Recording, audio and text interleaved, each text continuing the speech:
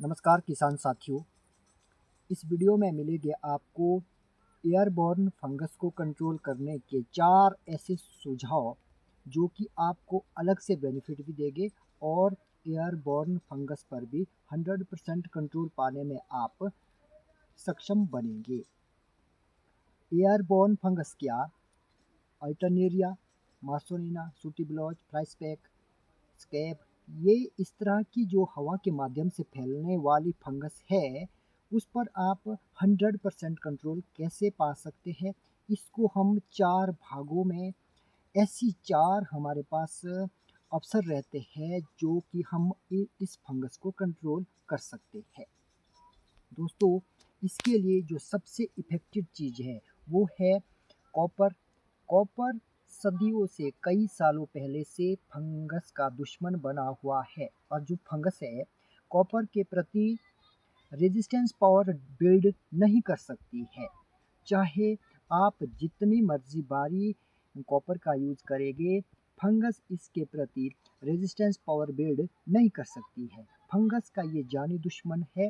लेकिन विडंबना ये वो होती है कि जो कॉपर है, जो कॉपर से युक्त फंजिसाइड है, उसका प्रयोग हम तब नहीं कर सकते जब हमारे पौधे पर फल लगे होते हैं, क्योंकि यह फलों के ऊपर ये स्क्रॉचिंग ला सकता है, फलों को खराब कर सकता है, काले काले स्पॉट्स इससे आ सकते हैं। तो कॉपर बेस्ड फंजीसाइड को कब यूज करना है, खास करके प्राकृतिक खेती में हम इसका यूज कब कर सकते हैं और कैसे कर सकते हैं? इसको हम छाछ के साथ, लस्सी के साथ कॉपर मिला करके इसका स्प्रे कब करना है, क्या इसकी टाइमिंग है, जो आखिर में जानेंगे। इससे पहले जानते हैं और पॉइंट्स कि क्या हम जो हमारे को फंगस पर कंट्रोल करने में मददगार साबित होंगे। नंबर 1 पहला पॉइंट है कि आप प्रूनिंग ऐसी करें जो कि आपके ऑर्चर्ड में ज़्यादा धूप आने में सहायक होगी और जो हवा है वो बिल्कुल क्रॉस ओवर कर पाएंगी आपके पौधे के ऊपर।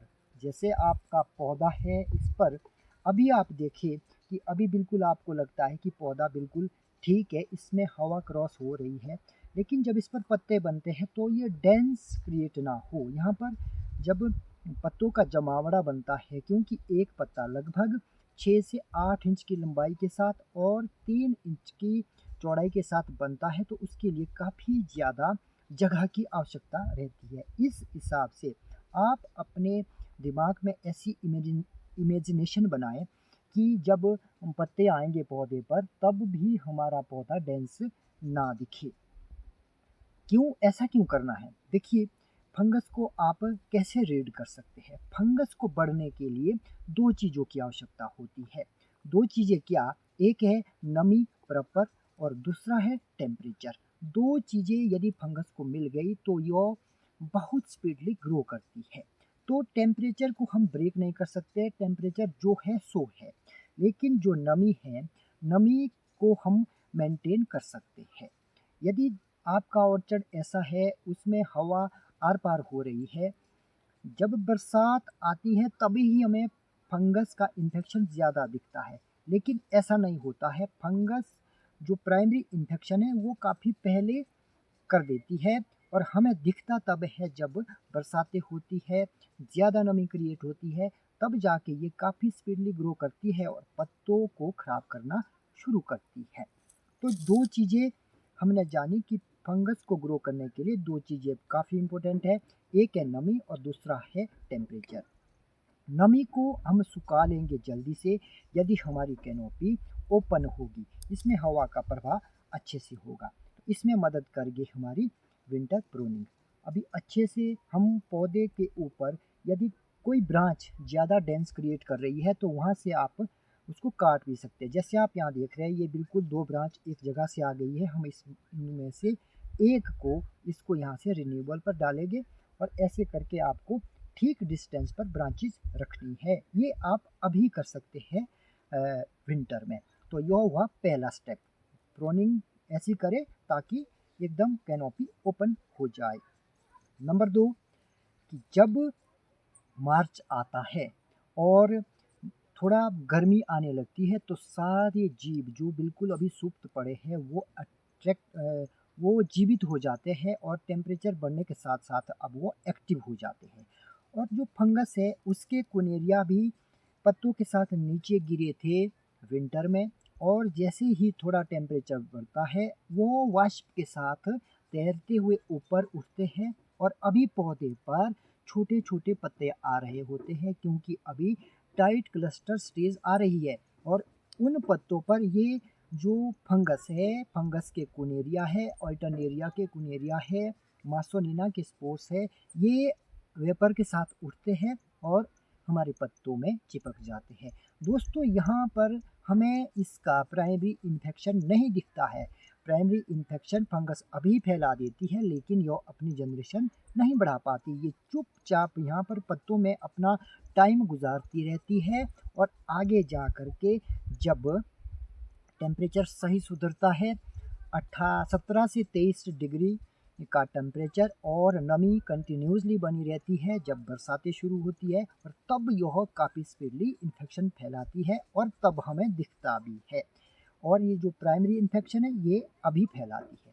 तो यहाँ पर हम क्या करेंगे, टाइट क्लस्टर स्टेज पर इसके लिए स्प्रे करेंगे कॉपर वेस्ड लस्सी का। जी हाँ, यह स्प्रे काफ़ी अहम और काफ़ी इफ़ेक्टिव रहने वाली है क्योंकि अभी जो फंगस है इधर उधर से आस पड़ोस के ऑर्चर्ड से भी उड़ करके आपके ऑर्चर्ड में आ सकती है।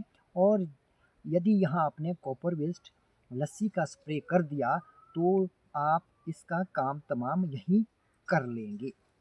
नंबर 3, तीसरे नंबर की बात क्या है कि जब ये वेपर के साथ उठ रही होती है यहाँ भी आप इसको रोक सकते हैं। कैसे? प्राकृतिक खेती करने वाले किसान यहाँ पर क्या करेंगे कि अपने प्लांट बेसिन में पौधे के तौलिए में आच्छादन करेंगे। जब हम आच्छादन करेंगे तो आच्छादन करने से यह वेपर के साथ ऊपर नहीं उठ सकते क्योंकि यहाँ एक अवरोध पैदा हो जाएगा किससे? आच्छादन से। और यह आच्छादन नमी को भी रोकेगा और फंगस को ऊपर उठने से भी रोकेगा क्योंकि यह पत्ते के साथ नीचे ज़मीन पर पड़ी हुई थी। सर्दियाँ इसने पत्तों पर ही गुजारी, पूरी सर्दी में यह ज़मीन पर पड़ी रही और अब मार्च में यह वेपर के साथ इसने ऊपर उठना था और ठीक इसी टाइम पर आपने यहाँ क्या कर दिया? आच्छादन। आच्छादन करने से क्या हुआ कि यह वेपराइज नहीं हो पाएगी और वहाँ पर पड़ी रहने के कारण नीचे ज़मीन पर आपने क्या कर रखा है? ज़मीन पर आपने माइक्रोबाइल एक्टिविटी तेज़ कर रखी है क्योंकि आपने यहाँ जीवामृत डाल रखा है, घन अमृत डाल रखा है। माइक्रोब्स की भरमार होने के कारण जो पत्ता था नीचे सेब का वो डिकम्पोज हो जाएगा। उसके साथ साथ ही जो फंगस थी उस पर वो भी अब ख़त्म हो जाएंगी क्योंकि जब उसका घर ही नहीं बचेगा तो वो जीवित कैसे रहेगी? क्योंकि सर्दियाँ जो है हर एक जीव के लिए काफ़ी संकट लेकर के आती है। बिल्कुल ये जान पर जान जिसको कहते हैं बचाने के चक्कर में बिल्कुल यह ज़िंदगी की भीख मांग रही होती है सर्दी में। तो यह 3 पॉइंट आगे कवर कर दिया।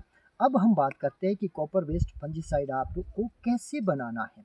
देखिए दोस्तों, जो लस्सी होती है उसमें जो जो दही होती है, दही में लैक्टिक एसिड नामक का एसिड होता है। वो जब हम उसको डाइवर्ट करते हैं, उसकी लस्सी बनाते हैं, उससे मक्खन को निकाल लेते हैं, लस्सी में जब कन्वर्ट होता है, जो ये लैक्टिक एसिड होता है ये इसमें बरकरार रहता है।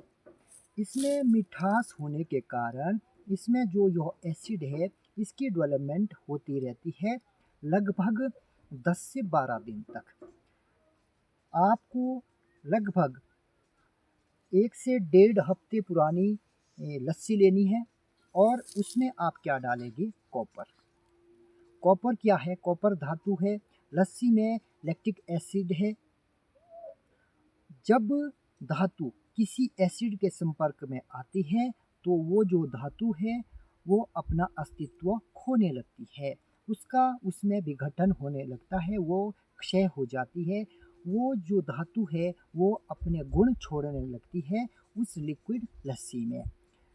अब इस क्रिया को हम लगभग 1 महीने तक देखेंगे। इसको आपने ऐसे प्लास्टिक के बर्तन में या मिट्टी के बर्तन में रखना है और इसको एयर टाइट नहीं करना है। इसके ऊपर आप सूती कपड़ा डालेंगे और इसको आप छायादार कमरे में रखेंगे और 1 महीने बाद आप क्या देखेंगे, अब जो वो कॉपर हमने डाला था वो गलना शुरू हो गया है।